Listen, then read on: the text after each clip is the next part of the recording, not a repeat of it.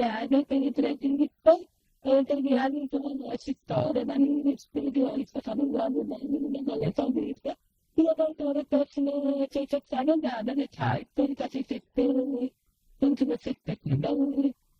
Então, primeiro é a minha surpresa de ter viralizado, né, o conteúdo. Eu falo que, por mais que eu caminhe já há 18 anos nessa área de saúde mental, e por mais que eu trabalhe com jovens em palestras, enfim, pais, eu só fortaleço a ideia de que existe um abismo entre pais e adolescentes, porque quando uma história dessa viraliza, parece algo muito distante e muito inédito, né, e infelizmente não é.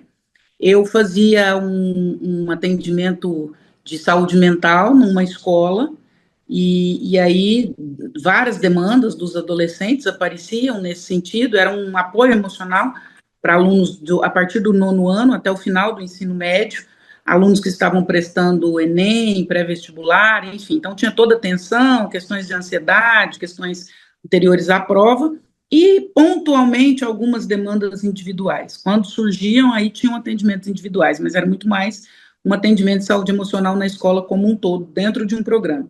E é nesse contexto que surge uma das alunas, né? Eu estava ali como psicanalista e doutora em neurociências, e uma das alunas, essa demanda surge dentro da escola, os professores, diretores, supervisores, enfim, ficam sabendo, até por conta de que ela estava sofrendo, de certa forma, um bullying, que ela estava grávida, e aí eu chamei para conversar, e aí ela me narra esse fato, que ela estava grávida, mas que não tinha conhecimento de quem seria o pai, porque ela tinha engravidado nessa situação de uma roleta russa, de uma brincadeira que se chama roleta russa. Eu fiquei chocada porque eu tinha filhos adolescentes na mesma idade, e na minha casa, felizmente, a gente fala sobre tudo, sobre sexualidade, sobre drogas, sobre tudo, e eu fiquei muito chocada porque era um assunto que eu desconhecia. Eu não sabia que existia essa prática, em especial, querendo ou não, até de forma preconceituosa, a gente acha que essas coisas acontecem muito mais num contexto de condição social de vulnerabilidade. Era uma escola de um ticket aí de acima de R$ 2.000, então uma escola com pessoas socialmente e financeiramente bem posicionadas. Então, eu fiquei muito assustada com o contexto, com a forma que aconteceu, com a ausência de conhecimento dos pais. Então, naquele momento, eu fiquei bastante chocada, e eu acho que é o que acabou acontecendo com todo mundo no momento aí que viraliza essa história. Não, de ter engravidado numa roleta russa, não. Na verdade, eu nem conhecia a roleta russa, né? Nem sabia que isso existia.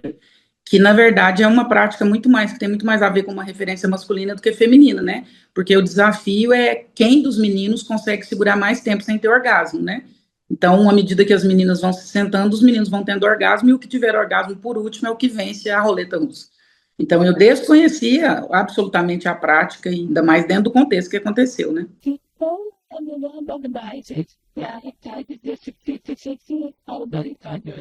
Na verdade, existe um contexto anterior a isso tudo, né? Que é uma coisa que eu tenho falado muito nas redes sociais. Hoje se fala muito em liberdade, e se confunde liberdade com abandono emocional. O adolescente, dos 12 aos 18, e aí se a gente considerar maturidade neurológica, a gente vai falar dos 12 aos 21, que seria o ápice da maturidade neurológica saindo da adolescência, ele vai viver um limbo, né? Então, até os 12 anos, a criança vive no mundo dos pais, ela vai onde o pai quer, ela faz o que o pai quer, ela veste a roupa que o pai quer, ela come o que o pai quer, enfim. Ali, ela entra na adolescência, e até os 18, dos 18 aos 21, ela está em busca do mundo dela. Então, eu saio do mundo dos meus pais e vou em busca do meu mundo. Só que nesse período eu vivo um limbo. E aqui existe uma vulnerabilidade muito grande. Então, aqui os jovens estão extremamente vulneráveis. Por isso se ligam a práticas desse tipo, por isso são muito vulneráveis a dependências químicas, drogas, etc., a pedofilia, a sexualidade desregrada, a ausência de limites, a excesso de telas. Então, este período dos 12 aos 18/21 tem que ser um período onde há necessidade de acompanhamento. De qualquer forma, esse jovem, ele vai se ligar a alguém ou a algo nesse período. Precisa ser dentro de um contexto de autoridade e de limite. Então, aqui o papel da escola, das autoridades, dos pais, das pessoas envolvidas no cuidado desse jovem, precisam estar muito atentos, porque não é que nesse limbo ele vai estar desgrudado de alguém, ele vai sim se apegar a alguém ou a algo. É necessário que seja a pessoas que tenham condição de estar nessa amplitude de cuidado. Então, eu digo que o adolescente, no atual contexto, ele é alguém dirigindo um carro sem saber dirigir. Os pais estão no banco de trás, a escola está no banco de trás, as autoridades estão no banco de trás. Então, imagina o acidente que pode acontecer numa metáfora como essa. Porque nós estávamos falando da série Adolescência, e nós estávamos falando das consequências da ausência de limites. Então, foi dentro desse contexto que eu citei essa história, claro, resguardando todos os detalhes do contexto, até para proteger os envolvidos, mas foi dentro desse contexto. Nós estávamos discutindo comportamento adolescente e consequência desses comportamentos no contexto de sociedade atual. Na verdade, a série ela aborda todas essas questões, né? A série começa com uma adolescente de 13 anos que comete um assassinato, e a primeira e mais chocante cena é: os pais não sabiam nem onde esse menino estava. Como que uma criança de 13 anos anda pela rua sem os pais saberem onde, como e com quem está? Que hora que chegou? O susto do pai é quando tudo é narrado, especialmente o vídeo é mostrado. É como se existissem duas pessoas e uma delas ele não conhecesse. É como se no filho dele existissem dois CPFs e um dele ele desconhecia. Então, a série Adolescência ela vai mostrar todos esses pontos: a ausência de autoridade, a autoridade que está perdida, a escola que não consegue mais exercer seu papel. Então, a escola se perde porque ela não pode mais exercer seu papel de autoridade, de regras. Os pais que, em nome de uma liberdade, acabam exercendo o abandono emocional. Os jovens que têm uma inversão gigantesca de valores. O menino mata a menina, descarta o corpo, mas se preocupa em guardar o Nike Air Max dele, porque o Nike valia muito e era muito caro.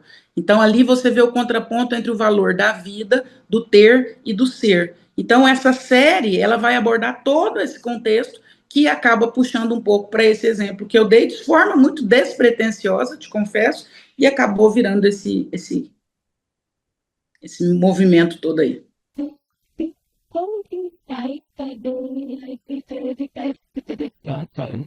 Isso começa lá atrás, né? A gente precisa criar com os nossos filhos proximidade, afetividade. Eu não falo em controle e nem em autoritarismo, eu falo em presença. E presença é diferente de tempo. Os nossos filhos não têm necessidade de um tempo extenso, mas eles precisam de presença. E os pais estão cada vez mais ausentes, mesmo estando em casa. Então, na verdade, a gente começa a construir essa relação, não é do dia para a noite. Não é ouvir essa narrativa e, a partir de hoje, sentar seu filho e falar: filho, vamos falar sobre educação sexual e roleta russa. Isso não vai funcionar. A gente precisa criar, desde muito cedo, com os nossos filhos, uma relação de proximidade, de intimidade, ao mesmo tempo de entender sobre autoridade. A autoridade a gente ensina em casa. Filho precisa aprender que precisa respeitar pai, mãe, professora, precisa aprender sobre valores, que as pessoas valem pelo que elas são, não pelo que elas têm. Isso tudo começa muito cedo. Muitas pessoas têm me perguntado: André, mas como que nós vamos aprender isso? Como que nós vamos fazer isso como pais? Na verdade, o mapa está dentro de você.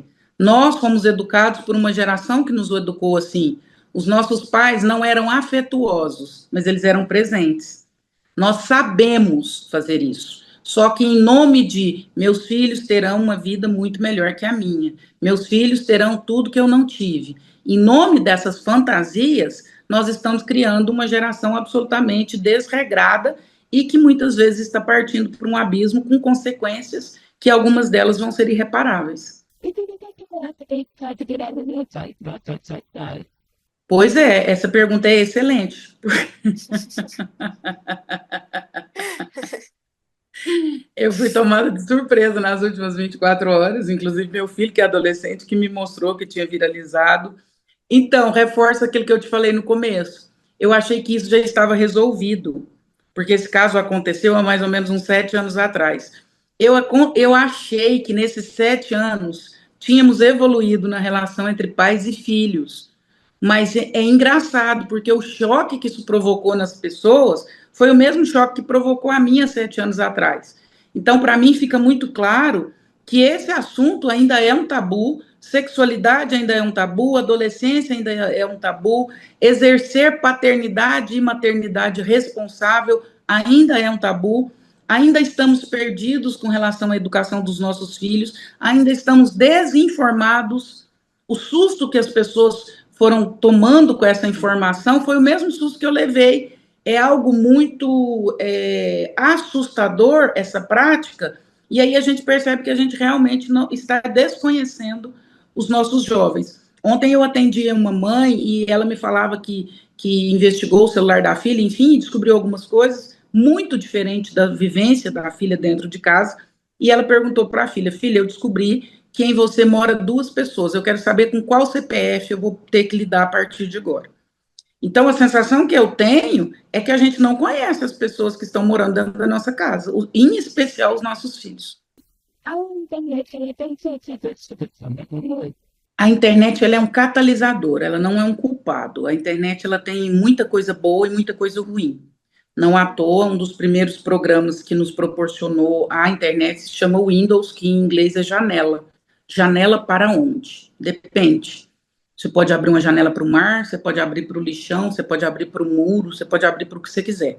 A culpa não é da janela. A culpa é a forma com que eu uso essa janela. A internet, ela catalisa e ela facilita demais. Eu tenho 40 e poucos anos, quando eu era criança, eu não tinha essa oportunidade. Então, a internet facilitou, mas a internet não é culpada. Culpada é quem paga a internet e não coloca limite. O Rodrigão me perguntava no podcast, André, mas não tem como controlar. Ué, como? Como que não tem como? Um adolescente de 13 anos, quem paga o celular dele é você, quem paga o plano de internet é você. Então, o celular é seu e a internet é sua. Então, o controle é seu também. Ué. É inadmissível que um jovem permaneça 12, 16, 24 horas no computador e o pai fala que não tem como controlar. Tem como. Basta querer. Só que, para isso, vai existir sofrimento de ambas as partes. E eu acho que, muitas vezes, nós, como pais, estamos querendo economizar esse tipo de embate e esse tipo de sofrimento. A internet não é a culpada.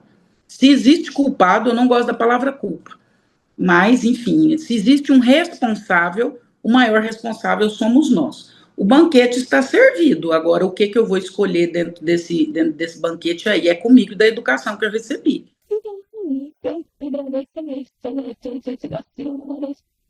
Eu que agradeço, querido, espero que tenha ficado contente. Quando for ao ar, me envie o link, por favor.